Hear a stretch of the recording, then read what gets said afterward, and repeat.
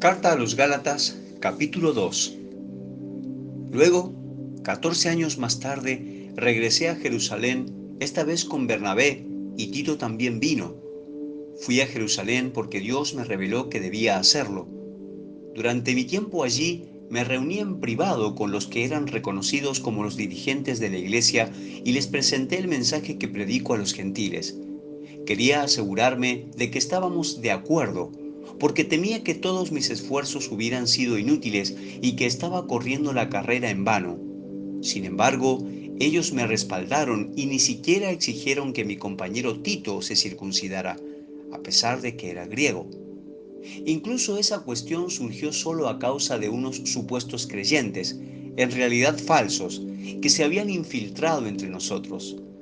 Se metieron en secreto para espiarnos y privarnos de la libertad que tenemos en Cristo Jesús, pues querían esclavizarnos y obligarnos a seguir los reglamentos judíos, pero no nos doblegamos ante ellos ni por un solo instante. Queríamos preservar la verdad del mensaje del Evangelio para ustedes. Los líderes de la iglesia no tenían nada que agregar a lo que yo predicaba. Dicho sea de paso, su fama de grandes líderes a mí no me afectó para nada, porque Dios no tiene favoritos. Al contrario, ellos comprendieron que Dios me había dado la responsabilidad de predicar el Evangelio a los gentiles, tal como le había dado a Pedro la responsabilidad de predicar a los judíos. Pues el mismo Dios que actuaba por medio de Pedro, apóstol a los judíos, también actuaba por medio de mí, apóstol a los gentiles. De hecho, Santiago, Pedro y Juan, quienes eran considerados pilares de la iglesia, reconocieron el don que Dios me había dado y nos aceptaron a Bernabé y a mí como sus colegas. Nos animaron a seguir predicando a los gentiles mientras ellos continuaban su tarea con los judíos. La única sugerencia que hicieron fue que siguiéramos ayudando a los pobres, algo que yo siempre tengo deseos de hacer.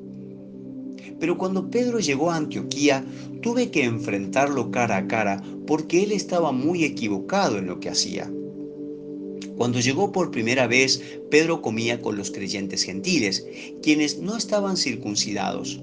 Pero después, cuando llegaron algunos amigos de Santiago, Pedro no quiso comer más con los gentiles. Tenían miedo a la crítica de los que insistían en la necesidad de la circuncisión. Como resultado, otros creyentes judíos imitaron la hipocresía de Pedro e incluso Bernabé se dejó llevar por esa hipocresía. Cuando vi que ellos no seguían la verdad del mensaje del Evangelio, le dije a Pedro delante de todos los demás, si tú, que eres judío de nacimiento, dejaste a un lado las leyes judías y vives como un gentil, ¿por qué ahora tratas de obligar a estos gentiles a seguir las tradiciones judías? Tú y yo somos judíos de nacimiento, no somos pecadores como los gentiles. Sin embargo, sabemos que una persona es declarada justa ante Dios por la fe en Jesucristo y no por la obediencia a la ley. Y nosotros hemos creído en Cristo Jesús para poder ser declarados justos ante Dios por causa de nuestra fe en Cristo y no porque hayamos obedecido a la ley. Pues nadie jamás será declarado justo ante Dios mediante la obediencia a la ley. Pero supongamos que intentamos ser declarados justos ante Dios por medio de la fe en Cristo y luego se nos declara culpables por haber abandonado la ley. ¿Acaso esto quiere decir que Cristo nos ha llevado al pecado? Por supuesto que no. Más bien, soy un pecador si vuelvo a construir el viejo sistema de la ley que ya eché abajo. Pues cuando intenté obedecer la ley misma me condenó. Así que morí a la ley, es decir, dejé de intentar cumplir todas sus exigencias a fin de vivir para Dios. Mi antiguo yo ha sido crucificado con Cristo. Ya no vivo yo, sino que Cristo vive en mí. Así que vivo en este cuerpo terrenal confiando en el Hijo de Dios, quien me amó y se entregó a sí mismo por mí.